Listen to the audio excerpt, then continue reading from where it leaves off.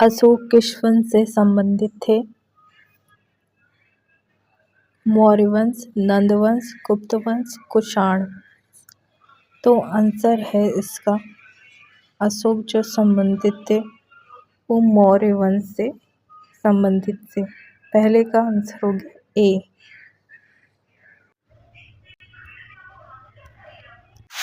तो गाइस ये दूसरा प्रश्न है, अशोक का राज्याभिषेक कब हुआ था?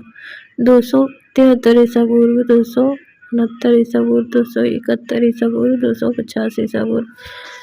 तो सही आंसर इसका है,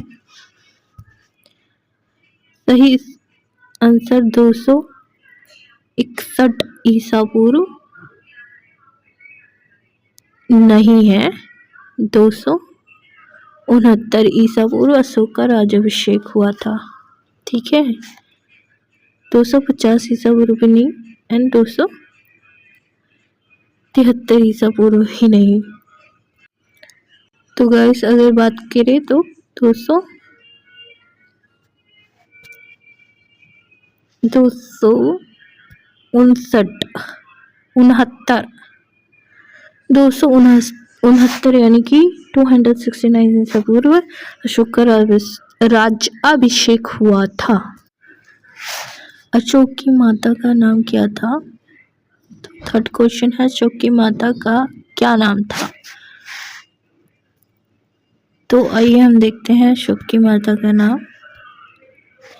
देवी सुभाद्रगी, चेलेना, गौतमी। इन चारों में से क्या नाम था? तो आंसर है बी ऑप्शन, सुभद्रांगी। क्या नाम था? इनका नाम था सुभद्रांगी। तो राइट ऑप्शन हो जाएगा ऑप्शन बी।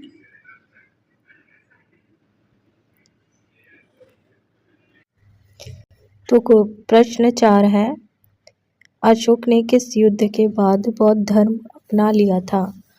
तो इसका उत्तर होगा इन चारों में से तराइन का युद्ध, पानीपत का युद्ध के बाद, या कलिंग के युद्ध के बाद, या कावेरी के युद्ध के बाद।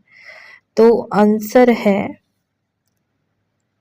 कलिंग युद्ध के बाद जो है अशोक ने धर्म अपनाया था। अशोक ने बौद्ध धर्म अपना लिया था कलिंग युद्ध के बाद।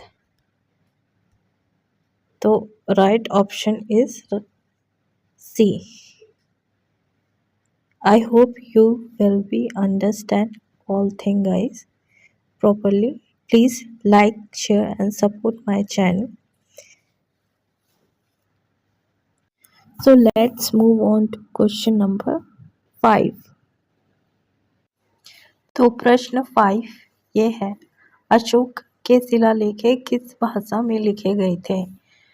तो इसका उत्तर है, अशोक के शिलालेख संस्कृत और पाली भाषा में लिखे गए थे, ब्राह्मी और खरोष्ठी भाषा में लिखे गए थे, तमिल और तेलुगु भाषा में लिखे गए थे, या ऑप्शन डी प्राकृतिक और अरबी भाषा में लिखे गए थे।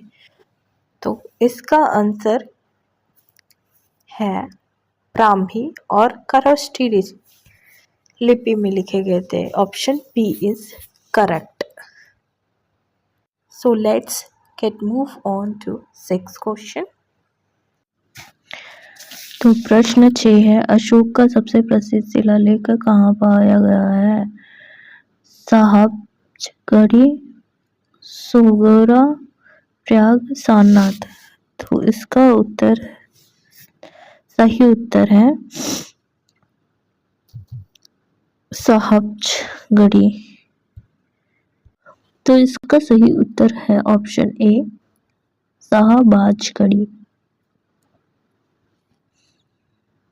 तो चलिए अब क्वेश्चन नंबर 7 की ओर बढ़ते हैं। आई होप गाइस आपको सब कुछ समझ में आ रहा हो। तो हमारे इस चैनल को सपोर्ट करिए और लाइक करिए, चैनल को सब्सक्राइब करिए। तो गाइस चलिए क्वेश्चन नंबर 7 को देखते हैं। अशोक ने किस बौद्ध भिक्षु से दीक्षा ली थी? उपतगुप्त ऑप्शन है उपतगुप्त, ऑप्शन बी है नागसेन, ऑप्शन सी है आनंद और ऑप्शन डी है अश्वघोष। तो इसका करेक्ट आंसर होगा Upagupta, option A. So option A will be the correct answer, Upagupta. So let's get further move on to question number 8. So please hit the like button and like, share, subscribe my channel. Hit the bell icon. It's my request, please guys. So guys, ये प्रश्न number 8 है। अशोक ने अपने शिलालेखों में खुद को किस नाम से संबोधित किया था? Option A Priyadarshi Raja, option B Chakravarti Samrat, option C Dharmapal, option D Buddhist. तो आंसर होगा इसका, जी हाँ आप बिल्कुल सही सोच रहे हैं, ऑप्शन ए प्रियदर्शी राजा।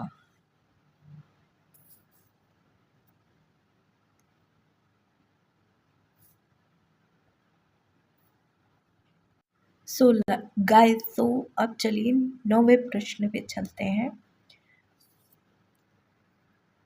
तुम्हारा 9वां प्रश्न है, अशोक के अभिलेखों में किस लिपि का प्रयोग किया गया था?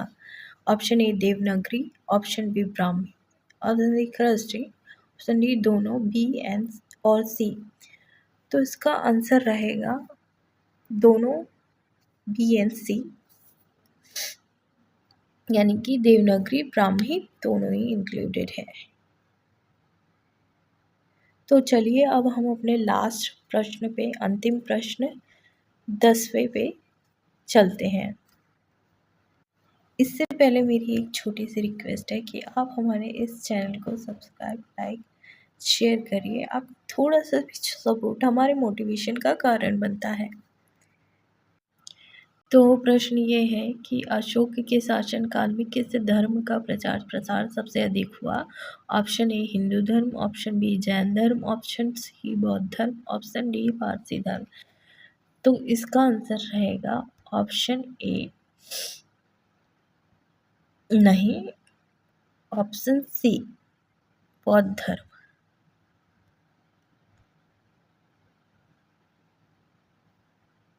तो अशोक के शासन काल में सबसे ज़्यादा बौद्ध धर्म का प्रचार प्रसार हुआ था।